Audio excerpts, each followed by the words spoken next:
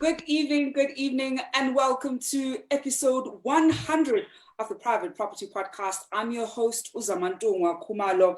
I actually can't believe we've gotten here. I know we've been doing a very big countdown to episode 100. We want to say, before we even start this evening's show, that thank you to each and every single one of you who continues to watch the Private Property Podcast, who comments, likes, asks questions, and of course, continues the conversation on our social media platforms. This is 100. I'm sure of many more hundreds to come.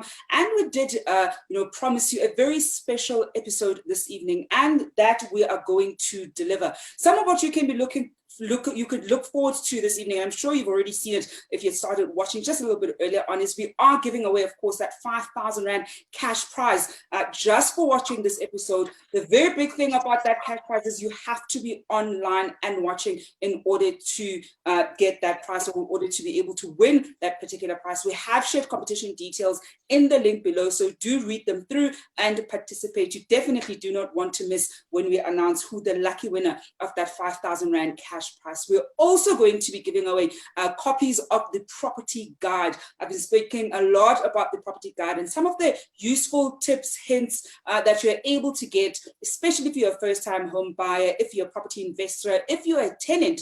It's definitely the book that you want to get your hands on. It is a comprehensive guide that helps you on your property journey. So if you also want to stand a chance of winning that, then continue watching. We're going to be giving those throughout the during this episode, or even better yet, we'll probably make you wait until the end of the episode, and that's when we'll give away some copies of the show. And in terms of what we've got in store for you, if you've been watching the show, we've had 99 episodes, and episode 100 is one for the books. This is the episode that if you've been watching and maybe some of the things you probably didn't quite understand, or you've been watching and you're not definitely ready to walk the property investment journey, then you certainly want to stay tuned. We're looking at how to find and to close your first property, your first investment property. And part of the reason why, we've brought different guests, and I'm sure a lot of you will notice that, today's lineup, there are no strangers, definitely people that we've had along our journeys, because we want to tap back into, the great conversations that we had and really get some of the nuggets that we learned along the way. I'm going to do things a little differently this evening. I'm going to ask my guests to introduce them shortly, but I think one of the really big things to understand is we've got somebody from financial institution. We've got somebody who spoke finance with us. I think one of the big things that a lot of us as property investors sometimes struggle with is navigating our finances. We've got somebody who's walked this path and is doing an incredible job in growing that property portfolio and even buying blocks of flats and growing that. And we've also got somebody who's walked the journey and now also teaches and coaches in order to make sure that other entrepreneurs don't make some of the mistakes that she has made. So it really is a big lineup with great guests who are going to make sure that after you watch this, you are better equipped to make the right property, or to make a better property decision in terms of how to take the next step. I'm going to start with Miguel to introduce himself to our viewers at home. Miguel, thank you so much for joining us. Hi, Zama. Thank you so much for having me on the show again. And congratulations on making it to episode 100. I think it's a great achievement. Congratulations to you and the team. So my name is Miguel Martins. I work for ABSA Home Loans. I'm wearing our red color tonight. And my job, I'm a product manager, and I look after our residential property investors. And I spend my days thinking about how we can help them grow their portfolios, get into property investment. And being a property investor myself, I'm able to have a job that also overlaps with my passion. So very, very fortunate to have the job that I have, and very, very excited to speak to investors almost daily. I'm having a conversation around property investment. So looking forward to tonight and to having a discussion and to sharing some interesting insights. Thank you so much, Miguel. And of course, thank you to the Absa Home Loans team. We've been walking this journey with Miguel and, the different members in the Absa Home Loans team, from Unondomiso and the rest of her team. It simply has been a great journey to walk, and we're definitely looking forward to many more episodes with yourself and your other colleagues at Absa Home Loans. I'd like Ntombi to introduce herself. Ntombi, thank you so much for joining us. Share with our viewers at home your background in property. I think your story was quite inspiring when we had you on the show. Wow, thank you for having me. I'm really, really, really honored to be here right now, and congratulations, of course, for your 100th episode. But well, my name is Ntombi Tole. I'm a property investor in the inner city. Basically, I invest in the inner city. So that's where my journey started, with obviously one flatlet, and then we just grew and expanded by investing in blocks of flats in the inner cities. But at the current moment, I'm the managing director of Intelli Property Management. We saw that there's a gap there when it comes to the management of properties, because that is obviously the key to successful investment. So we just opened that up, and we opened a company called Intelli Property Management. Intelli Property Management, as in we manage the properties intelligently by using a lot of technology. I mean, the current technologies to get the portfolios to get to where they should be, rather than make the mistakes that we have made.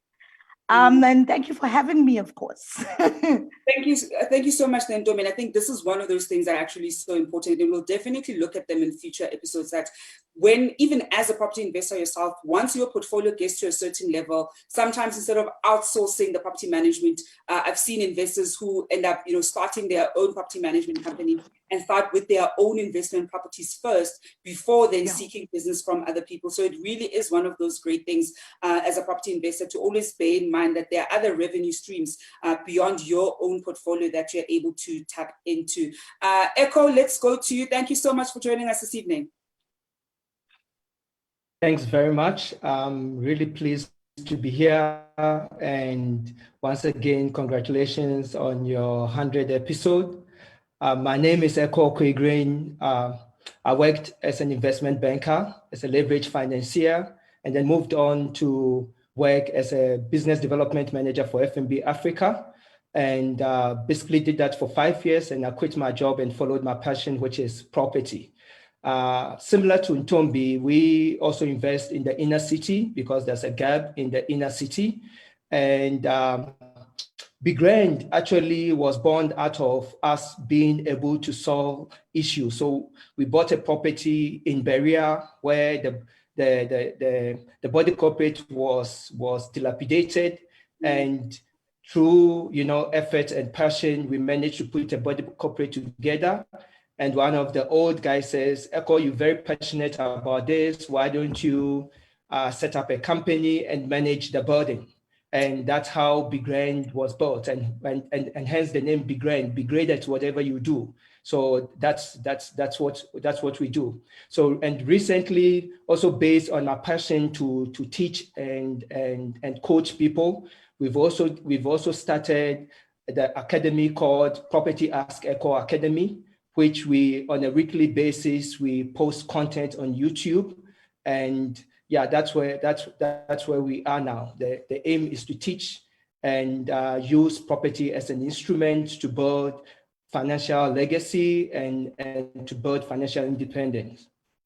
And of course, last but certainly not least, as Candice, I mean, we had you on the show a couple of weeks ago, and I think your story is also one that is quite inspiring. And I think I won't even, share with the listeners what it is. I think very quickly, please do, introduce yourself to our viewers. And again, thank you so much for joining us this evening.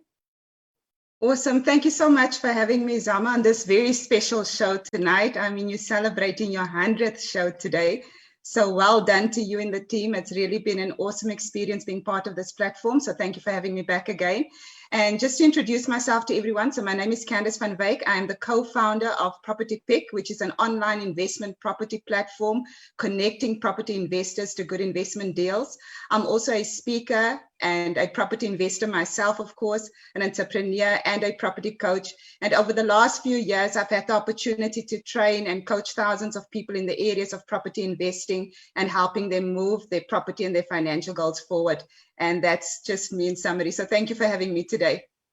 Thank you so much, Candice. So I know a lot of viewers at home, we all know that we're in the middle of load shedding, and I was speaking to the guests before the show, coordinating everybody's, load shedding. Some of the guests made sure that they go to another part of town where there isn't any load shedding. So we're going to make sure that we wrap this up before the next load shedding starts, which is at 8 o'clock, so that everybody can not miss any part of the conversation. But before we get started, remember, if you want to stand a chance of winning that 5,000 Rand cash prize, we have posted the competition details down here below. We certainly want to be hearing from you. The first thing that we want to know, you've already seen the 4 guests that we're going to be speaking to this evening. We want to know what you've learned, or that one thing that you've learned while watching the Private Property Podcast, and do share that with us. It may even be from one of the 4 guests that we are speaking to right now.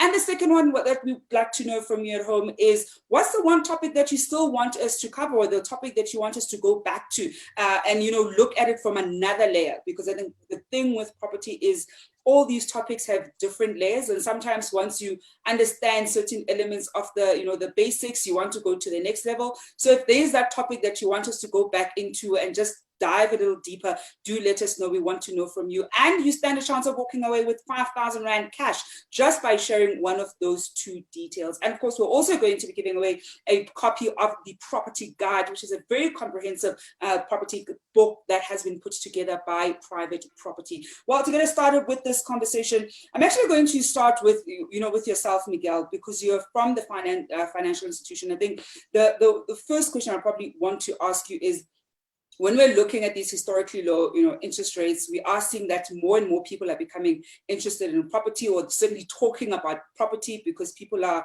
saying, interest rates are low, so even your bond repayments are going to be, relatively lower than pre the decreases. I think firstly, before we even look at what banks look for and the criteria, perhaps take us through whether currently the banks even have an appetite to be extending, home loan facilities, because there are also people who are saying, no, maybe the banks are not handing out or are not granting any home loans because we are in the middle of a crisis. Maybe they're just being slightly prudent. So, do banks currently, certainly ABSA, I know you're not going to speak for all the banks, but certainly ABSA home loans, is there an appetite right now to be granting home loans to people who are coming through your doors? No, absolutely, Zama. So we're as a bank, we're in the business of lending. We're in the business of helping people purchase their homes, finance their homes, and finance their investment properties, right? So that is our business. We would never not be in the market. Doesn't mean that at this stage, with where things are, with lockdown, the impacts of COVID, and economic impacts impacting people's affordability, it makes sense that our credit managers are assessing the applications a little bit more stringently than they did in the past. But what we have seen in the last 2 months, and especially as the deeds office opens up and as estate agents were able to get back to showing houses, that there's been a tremendous increase in applications. There's a lot of activity in the market. We're definitely getting a lot of applications and granting a lot of applications. We're still very much offering 100% loans, and what we offered 6 months ago, we're still very much offering at the moment. So we look at clients, we look at the individual situation, we do individual assessments, and then we give them the best deal that we possibly can. And as you said, every bank is doing this slightly differently, but absolutely, banks are open for business, and ABSA certainly is. And that's so encouraging to hear, Miguel. And I think that's probably where I want to bring in Candice. So we know that banks are open for business, because I know that with some people, I've seen them almost worry, if home loans are being extended. I've had many conversations with different people within the financial services sector and who work primarily with home loans, who are also saying that they're seeing quite a number of people coming through their doors and a lot of their home loans are being granted. So then, Candice, I want to bring you in terms of how do we then go about identifying that first deal? Because I'm sure there are people, they've been watching the episodes, the past 99 episodes, and we're now looking for that first deal. We know that banks are going to very likely, extend that home loan and perhaps even up to 100%. How do we go about actually identifying that first investment property deal? Awesome. So the first step for me from that point onwards, Zama, is definitely to know what your strategy is going to be first. So you need to know if you're going to be looking for a deal, do you want to acquire property because you're looking for monthly profit income, or are you looking to acquire property because you are looking for lump sums of profit income? So there are two main strategies in property. So we either invest for cash flow, the monthly profit income, or we're looking at flipping, which is buying and selling of property. So once you've decided what your strategy is, that will then also assist you in terms of identifying where the opportunity is going to be. So the next step would be then to get into your area research. So there are various platforms that, provide deals. I know Private Property does, as well as Property Pick. There are many other platforms out there. So you would need to either go onto those platforms, start looking for deals where you see the opportunity in terms of either, you're going to be investing for profit income or you're going to be investing for lump sums of profit income. So you need to understand where the opportunity is. And we also have a lot of, reporting that also helps us to make that decision, because you can't just go into any area and think that you can buy a rental property and you're going to be generating income. You need to understand the demographics of that particular area. You need to understand what the potential rental income is of that particular area, before you can even buy the property. So you need to make sure that you do a level of due diligence first to see if your strategy is going to work in that area. And then I'm also assuming that by this point, you would have also determined what your affordability is. So are you going to be leveraging the bank in order to buy that property? Do you have capital of your own? Are you going to be collaborating and going into a joint venture type of deal? So it's important to also know upfront, what type of funding or finance you're going to be using in order to get into the deal. So I think those things are very important as a start. Identify a strategy. Also do a level of due diligence to understand whether your strategy is going to work in that particular area. And then once you have done that, then of course, now there's an opportunity to actually go out and start, assessing the actual deal. So you would need to start engaging with the sellers. You need to understand, okay, why is the seller selling? Because if you understand the reason why the seller is selling, it makes it a great opportunity for us to be able to close the deal, because you also know what their needs are. So it depends on the seller profile. Some sellers need to sell quickly because they need to sell the property because maybe they've lost their income for whatever reason. They don't want to have the property repossessed, so they need to sell quickly. Some sellers, for example, just need to relocate or immigrate quickly, whatever the reason is. So once you understand why the seller needs to sell, then of course you need to make sure that the conversation following from there onwards will end up being a win-win situation for both you as the investor and then of course the seller as well. And I think one of the things, Candice, is a lot of property investors that I've spoken to, and unfortunately when they started their property investment journey, were not that as thorough and as deliberate in the beginning. I think a lot of us kind of learned along the way and ended up applying some of those lessons in subsequent, acquisitions. And that's why I want to bring in Dom, because I know that even with your story, from day one, you were not as deliberate. You learned to become deliberate, and that's how you're able to grow your portfolio and end up going to, buying blocks of flats. I think for you, what would you say would have been the thing you would have liked to know at the beginning? So if we're now speaking to somebody who is about to, start their property investment journey, what would you want them to know about what should be done first? Because I think you've walked the path accidentally and then became very strategic and now going into property management. So it's almost if you take Ntombi now, what would you have said to Ntombi when you bought that first in property? I think it was in Bloem that you ended up converting into student accommodation.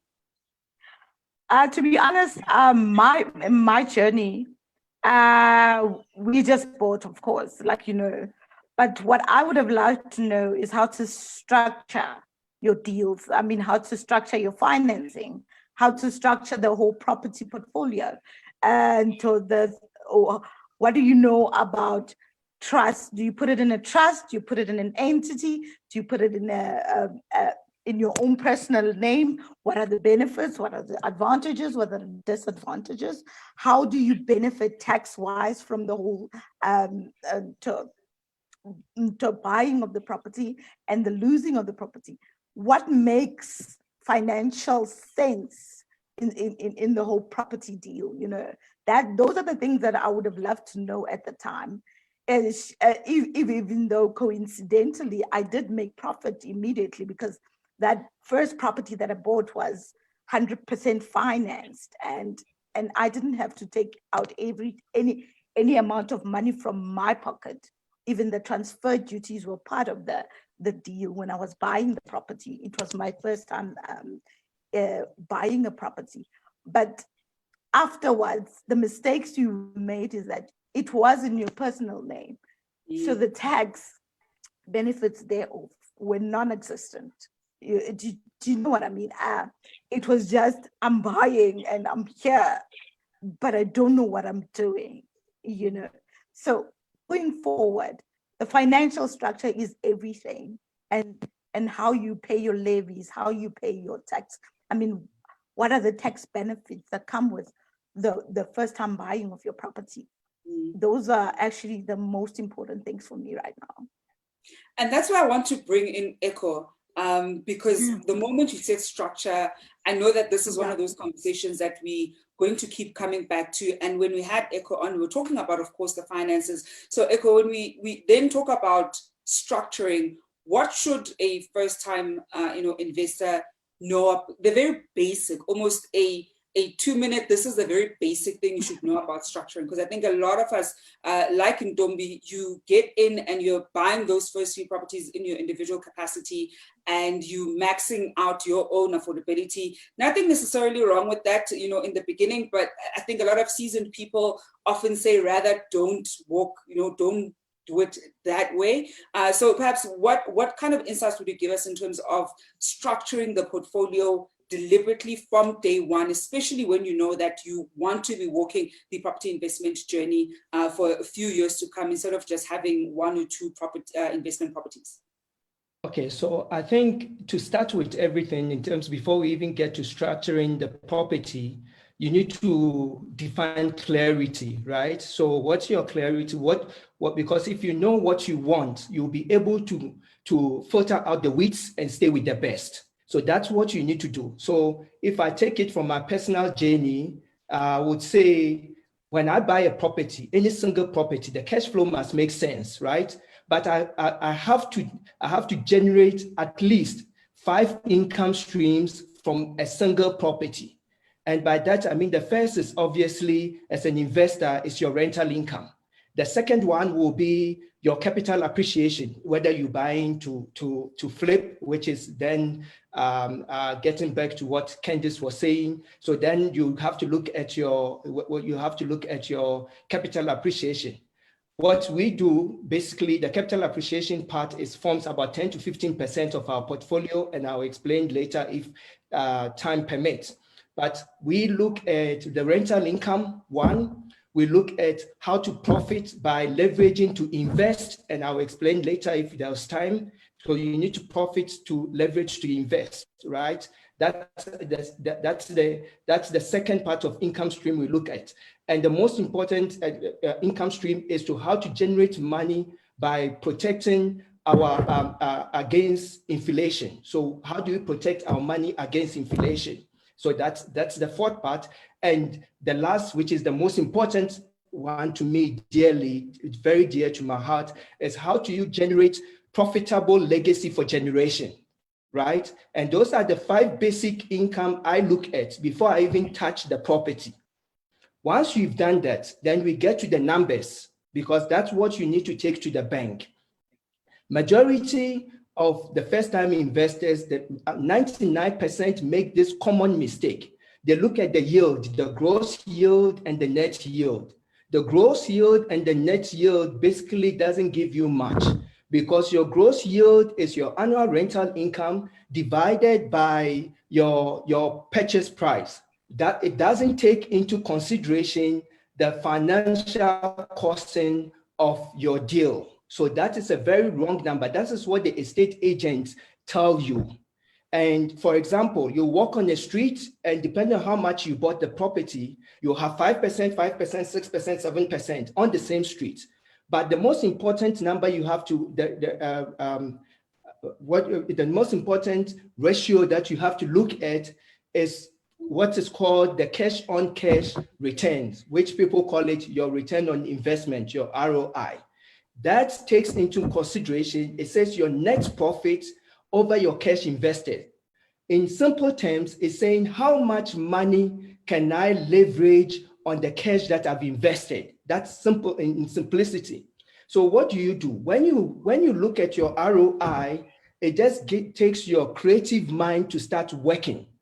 Unlike your gross, what do you call?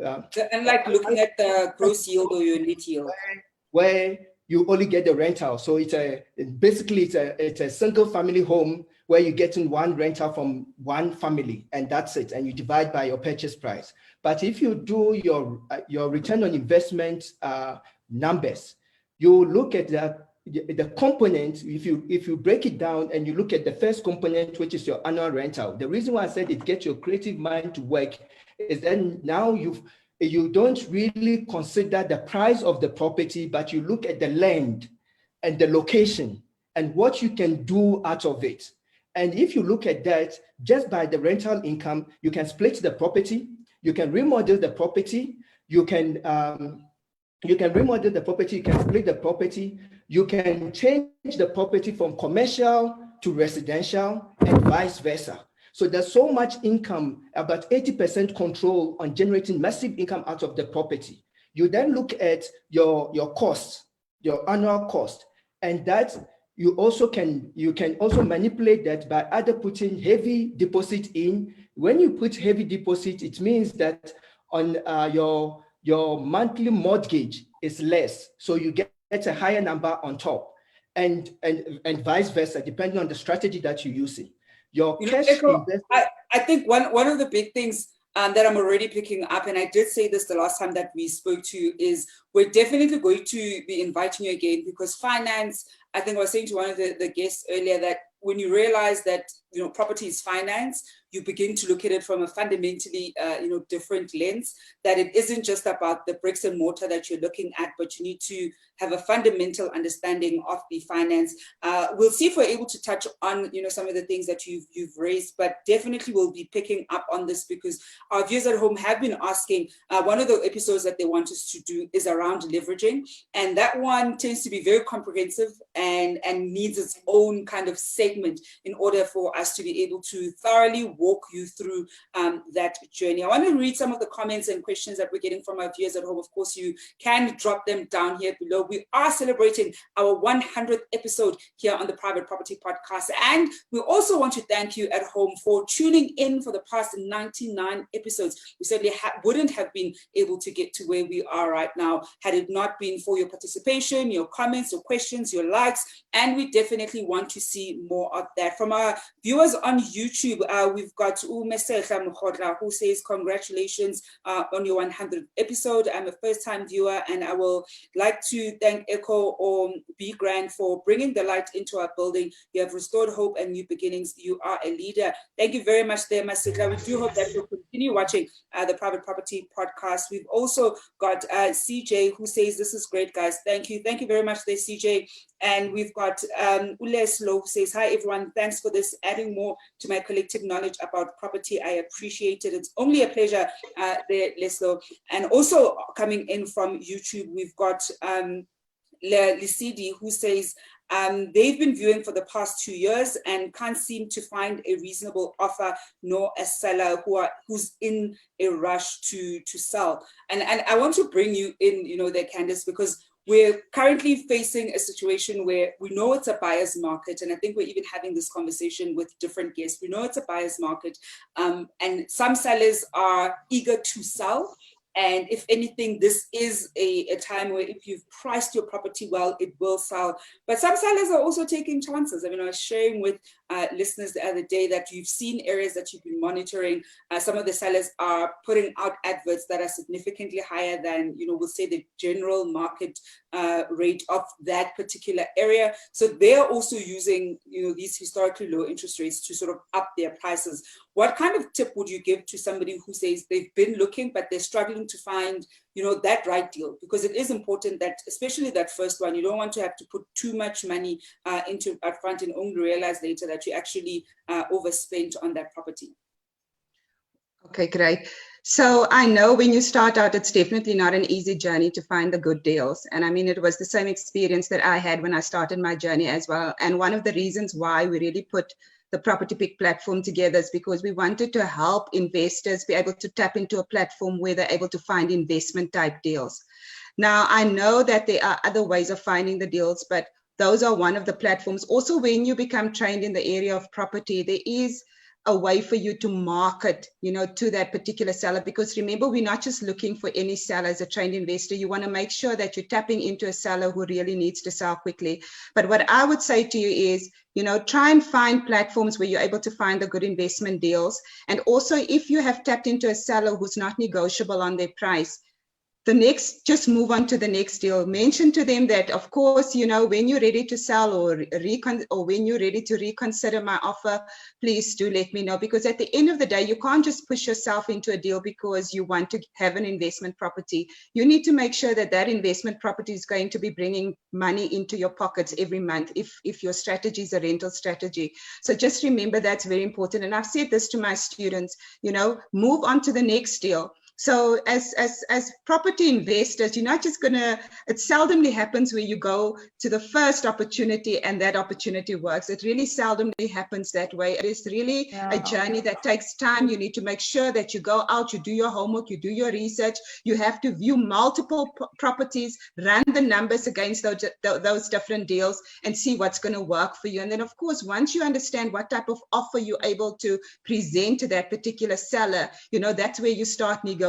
And of course, if the seller's not open to negotiation, you just move on to the next deal. Now, it also depends where you're staying. So, I would say when you're starting out in property, start going to the areas around you, maybe in your particular area, start researching from that perspective, start talking to the agents in the area, find out what's happening in your market, find out where the demand is, where the opportunities are, talk to the municipality in your area, also understand what upcoming opportunities, are possibly going to be coming into that particular area. So you really need to become the area expert as far as your property investing is concerned in order for you to make the best investment decision for yourself. So just remember, it takes time, it is a journey, but leverage some of the platforms that have been put in place and always make sure that you run your numbers. If it doesn't work, just move on to the next deal. You will find that right deal that comes your way.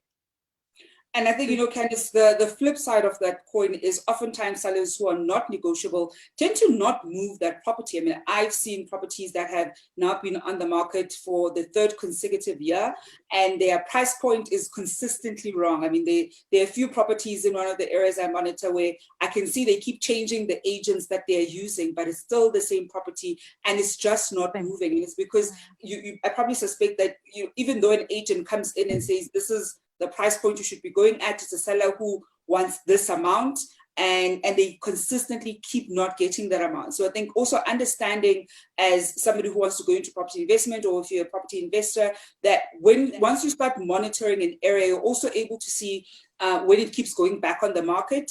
And sometimes you realize that it's literally just changing agents. That should be an alert to you that that price point wasn't the greatest, and now they have to change agents. So being able to monitor that, and as Candice saying, you want to be almost an area specialist of the area, or areas rather, that you want to be investing in. And the moment you get that, it's so much easier for you to even negotiate once you see the other properties that are going on the market. When you view that property, you can say, I know this has been on the market for the past 7 months. And I'm sure by now the owner's tired of getting XYZ offers. And perhaps by the time you come along, that's when they're like, you know what, I'm actually just going to take this offer and walk away. this has been on the market for quite a long time. But Miguel, I want to actually then bring you in, because I think one of the things that, you know, ABSA Home Loans has on the market that I'm usually quite excited about, and that a lot of people tend to not know about, is of course the future rental income product that ABSA has. And I think it's one that's so useful for property investors in particular, because as we were saying earlier, you sometimes buy certain properties in your individual name and you realize that there's a ceiling that you're obviously going to meet. But you want to be buying more properties, and you've got this additional rental income that you have. Perhaps share with us, you know, tips for entrepreneurs or property investors rather, who do now have a few properties under their belt and want to grow their property portfolio, because this is one of those products that they're obviously able to, you know, tap into if they meet the criteria. What kind of tips would you then give to a property entrepreneur or property investor who's in that boat?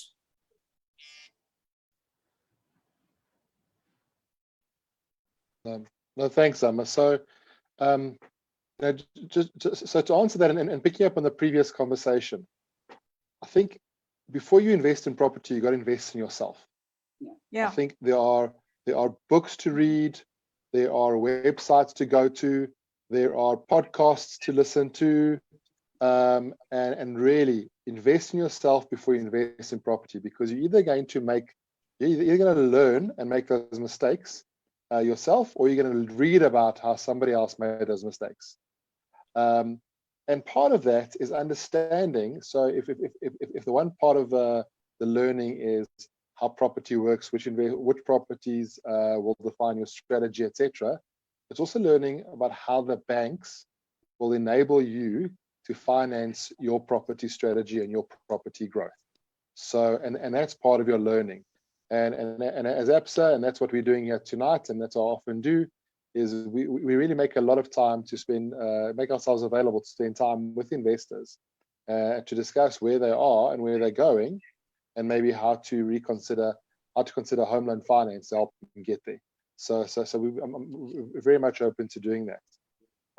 Referring to our future rental income, so what we found was that investors who had one or two properties got stuck.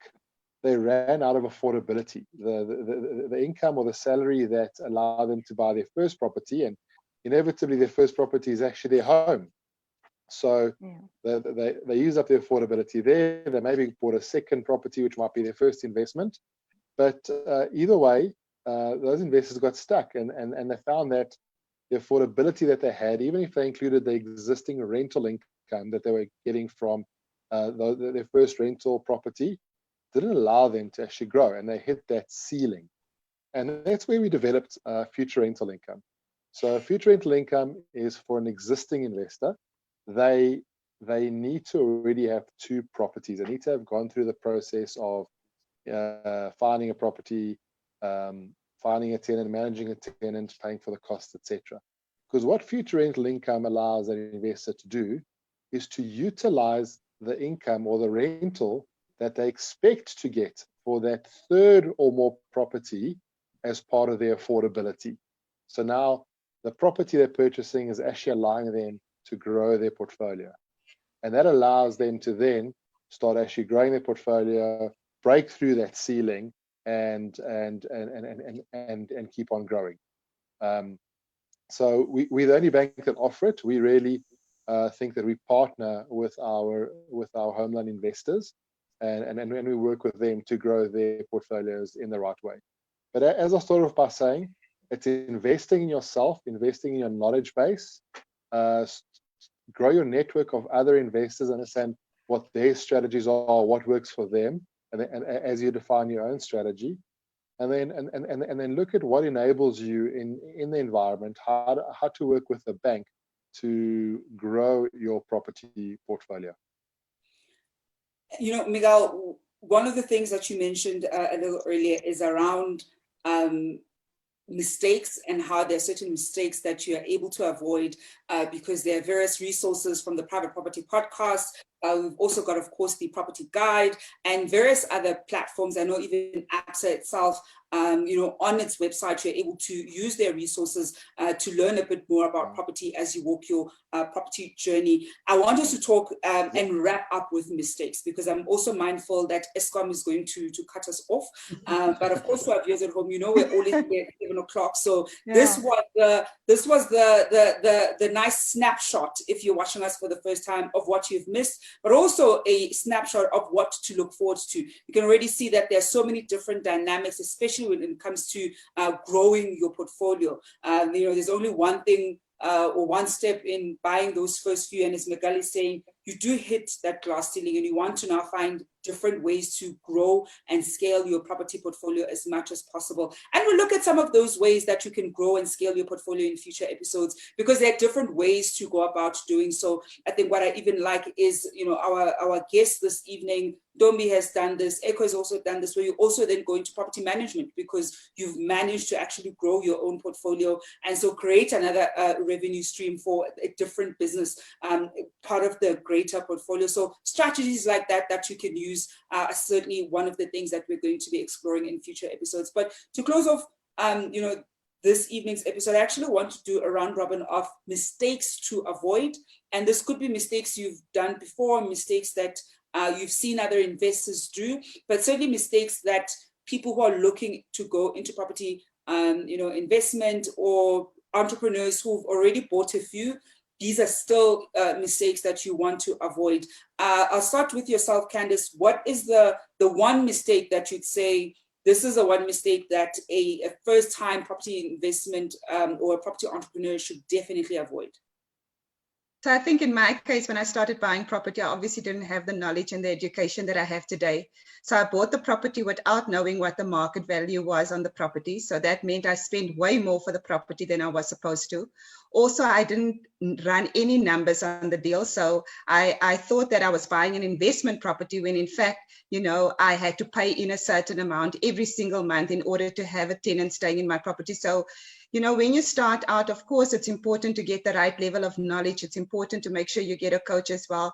But I think if you are in a position where, you haven't been able to tap into those types of platforms, before you make that decision, really understand what the market value is of the property. You don't want to be spending above market value. As investors, we actually want to make sure we're always buying below market value. And then the other thing that's bundled with that is, I would say, make sure that you understand all the costs involved in terms of acquiring that property, and also for maintaining that property every single month. So you then need to look at all of those costs, and then you need to look at the income that you could potentially generate, and make sure that the income is a real amount that you would be able to collect, not just the amount that you are thumb sucking because you think that's what you can collect. Make sure you do your research, do your due diligence. And then, of course, once you are able to just do that and see that you're going to be generating some profit income, then of course, I think that's a positive.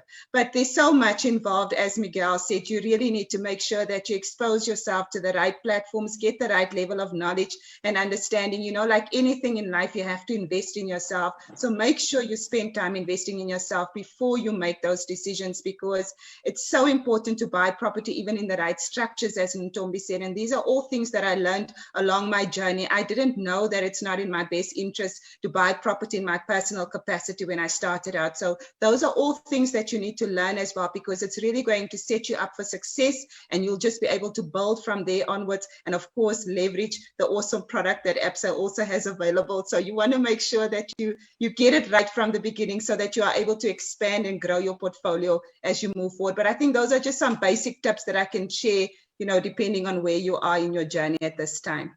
Thanks, Amma. Thank you so much there, Candice. And Ntombi, what is the one mistake that you would say to our viewers at home who are, first-time, property investors, that they should avoid at all costs?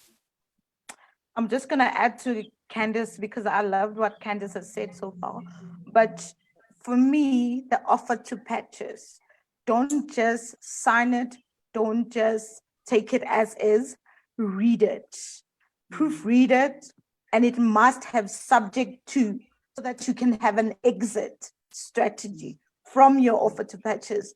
Do not bind yourself to something that may as well just take you into another a pit.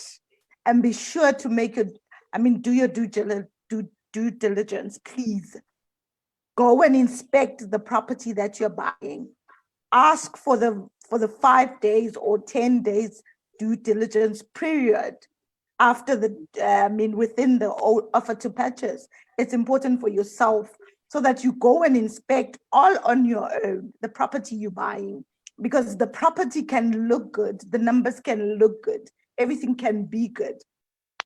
But when you come down to the property, it has water damage that was not identified. It has other damages that may be very costly to you as a buyer. Be very careful. It's very important. That's all I can say. Thank you so much, Ntombi.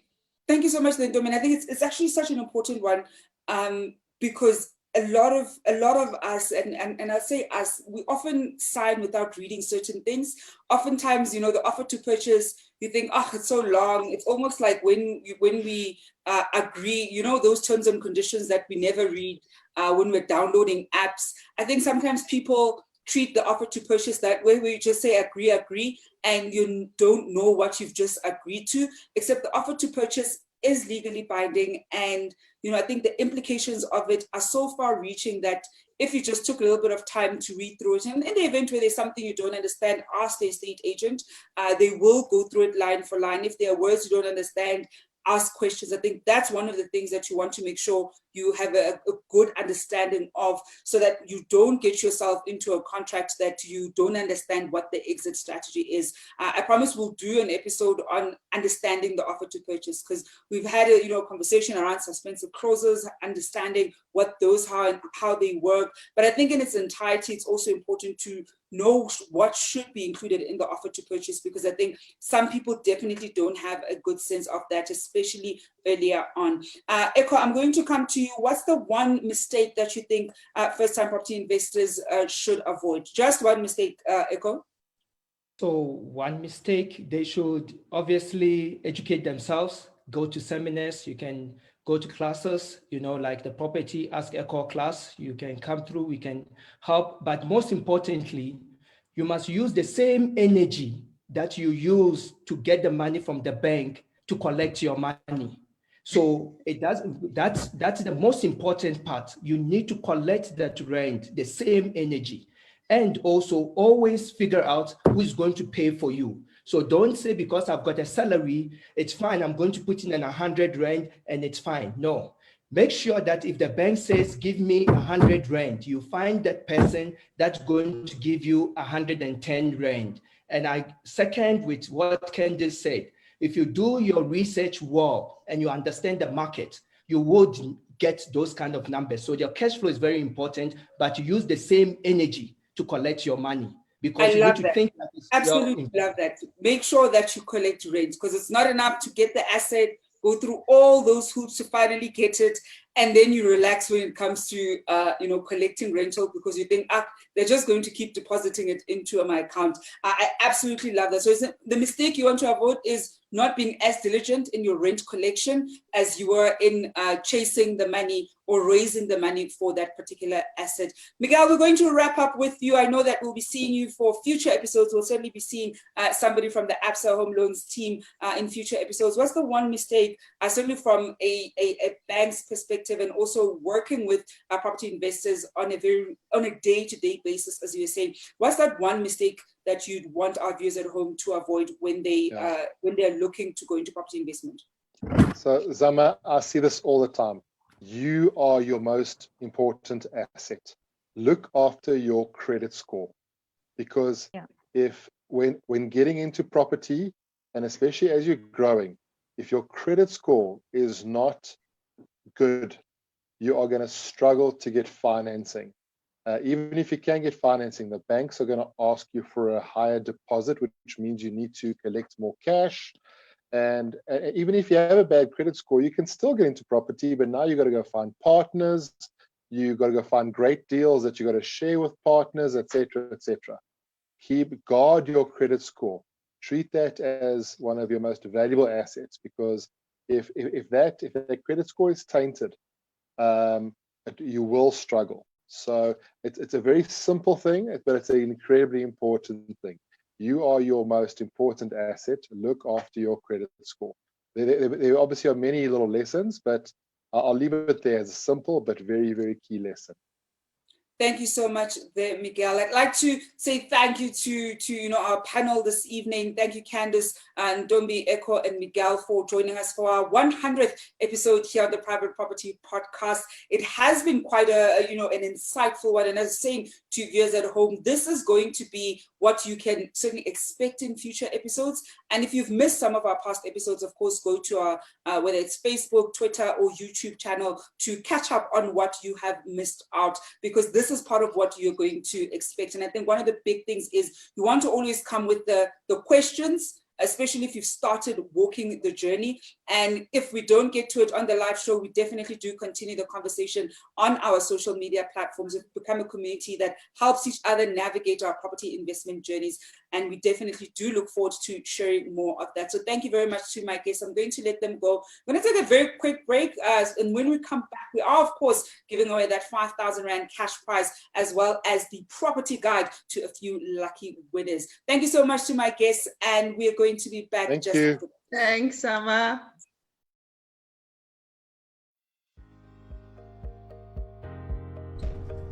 Welcome to the first edition of the Private Property Podcast. As usual, we'll be bringing you experts to help us navigate this COVID-19 crisis, whether you're a landlord or a tenant, or somebody perhaps even looking to get into the property market and don't understand how this crisis is actually going to affect your property journey. Yes, we certainly do find ourselves in very, very interesting and very unique times.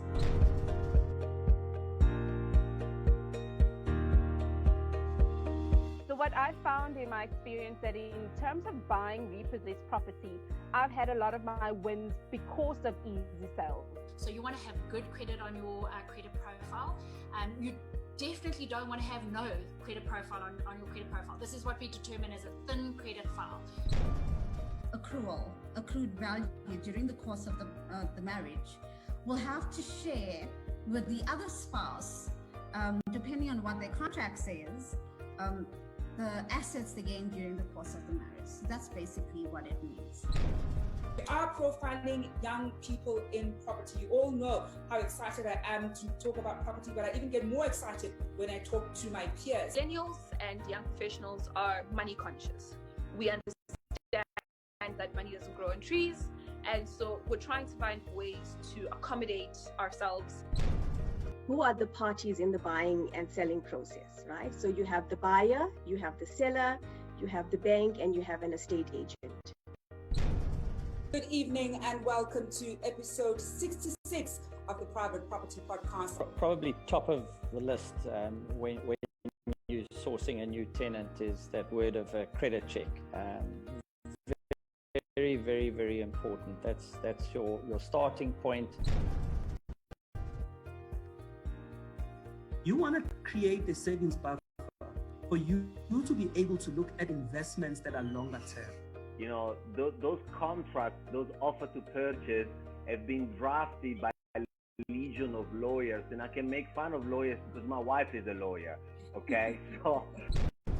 Welcome to episode 80 of the Private Property Podcast. Out of everything we've discussed tonight, I think your managing agent is critical because they're the custodian of the relationship. They're the ones that are managing the affair. We are there to analyze a market and to look at the behavior of buyers and sellers in the market. Be able to market yourself because in essence, real estate and as an agent, it is you that first buy before we buy the company that you're with.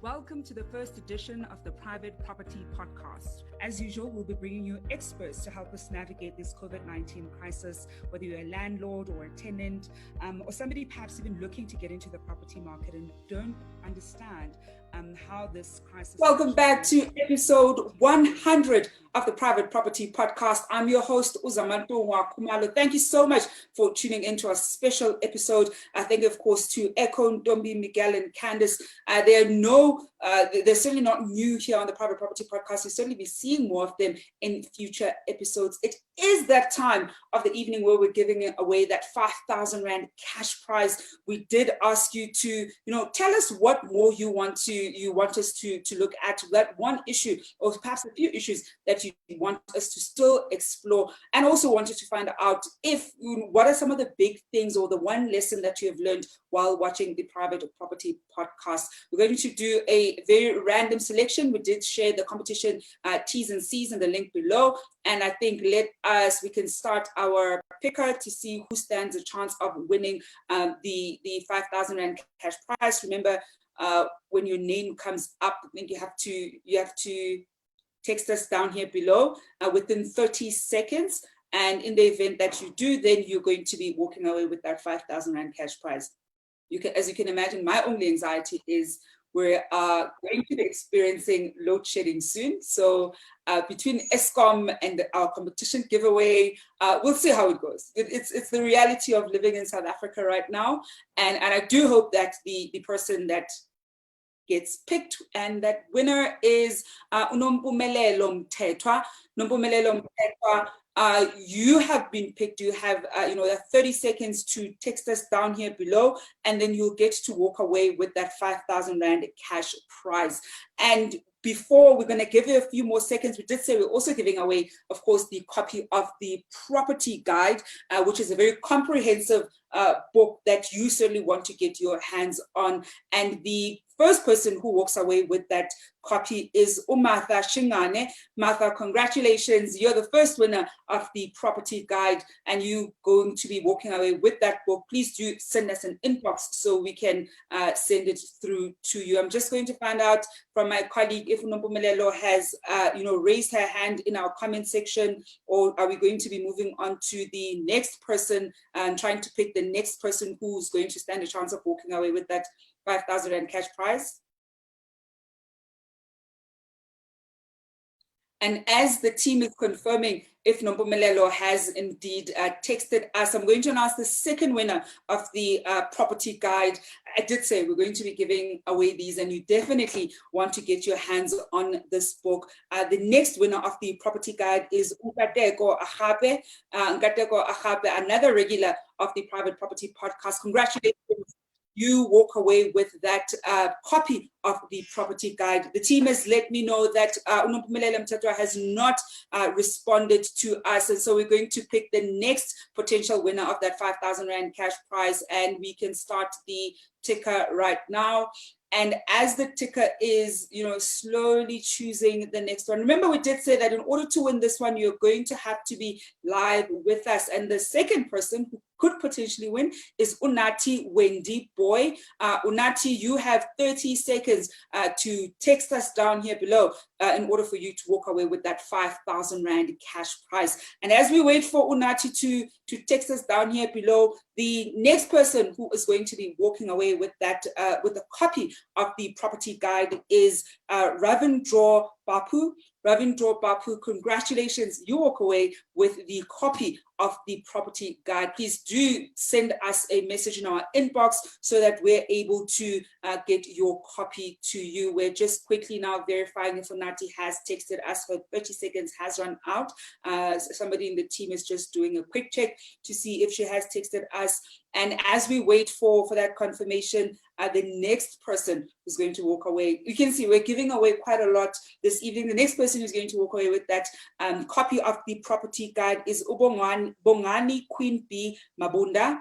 Bongani, congratulations. You walk away with your copy of the property guide. I do hope that you're going to find this very useful. It is one of those guides that you want to get your hands on and read as much as possible as you navigate your property journey. And of course, if you're not going to be one of the winners, one of the ways that you can get yourself the property guide is by going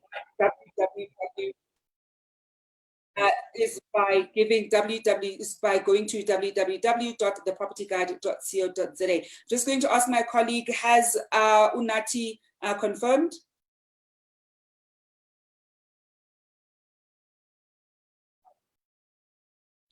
And I hear that Unati texted Bara how unfortunately she didn't say 100th episode, which was in the competition T's and C's. We're going to go to the third person. Remember, you have to say 100th episode. We have posted the rules down here below. So we're going to do this the third time. I do hope this one takes it home.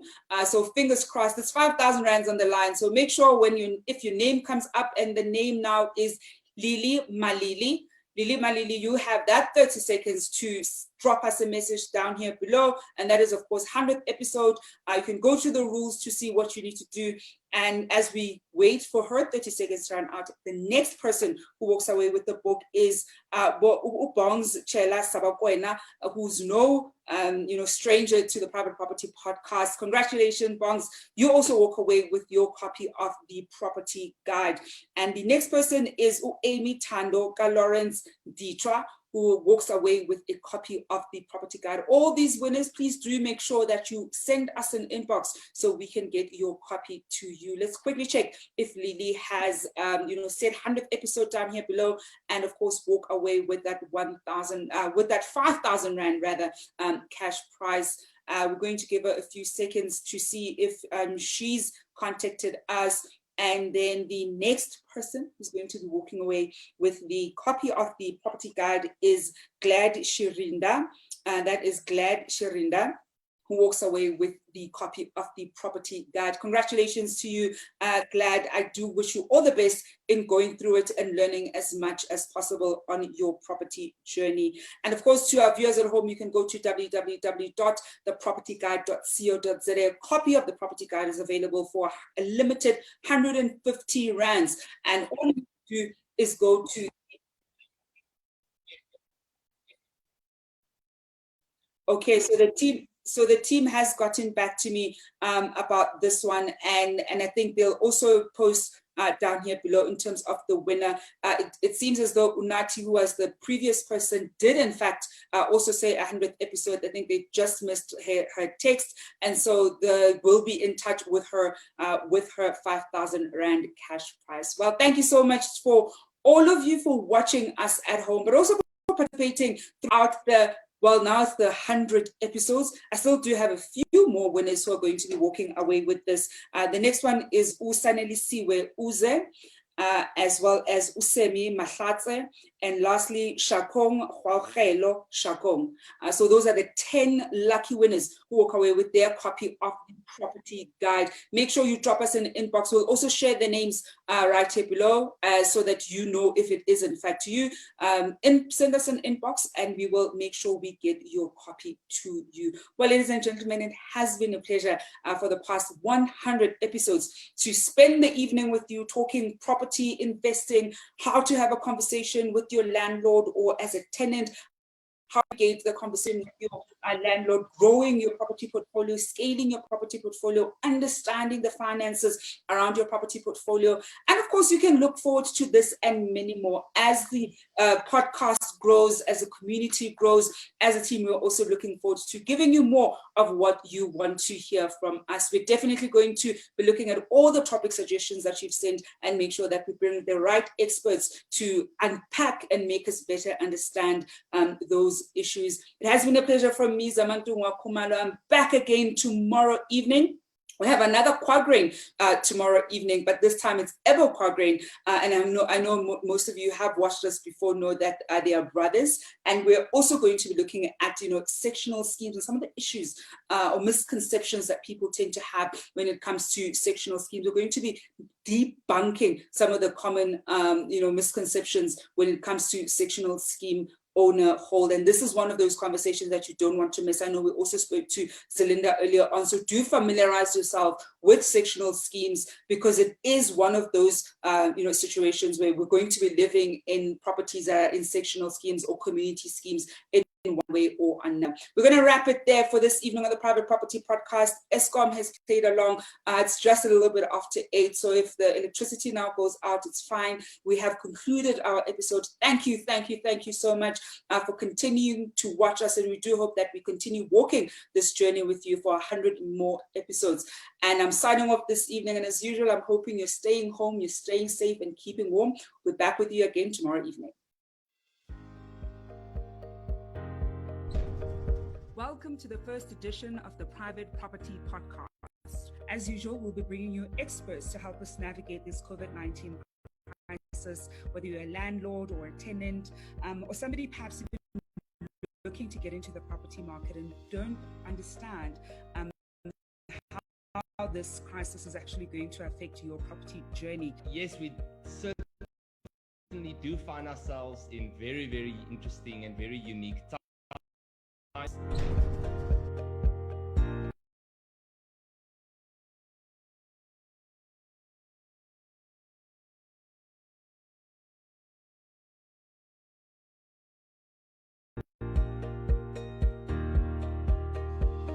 So what I found in my experience that in terms of buying repossessed property, I've had a lot of my wins because of easy sales.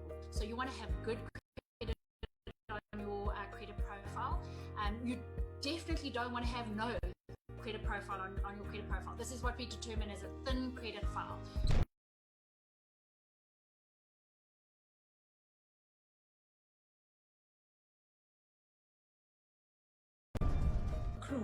Accrued value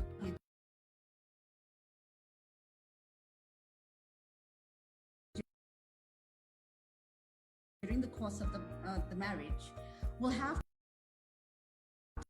to share with the other spouse, depending on what their contract says, the assets they gain during the course of the marriage. So that's basically what it means.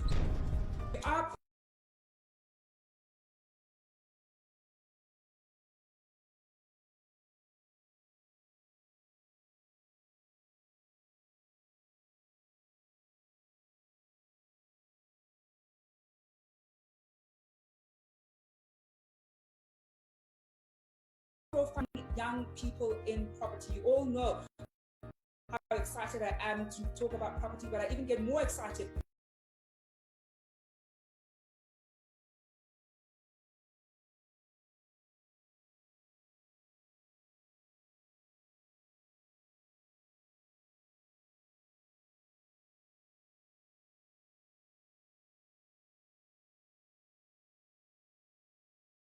when I talk to my peers. Millennials and young professionals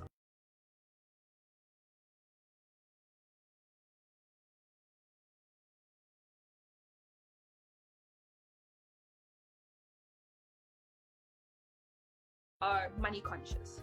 We understand that money doesn't grow on trees. And so we're trying to find ways to accommodate ourselves.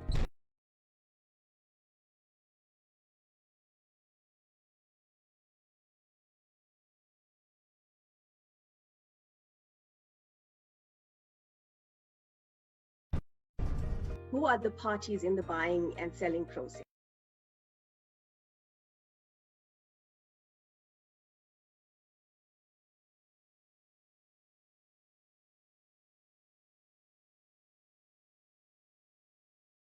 Right? So you have the buyer, you have the seller, you have the bank, and you have an estate agent.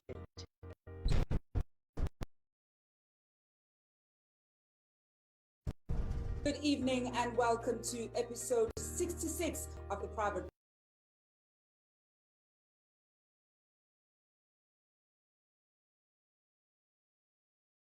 Property Podcast. Probably top of the list.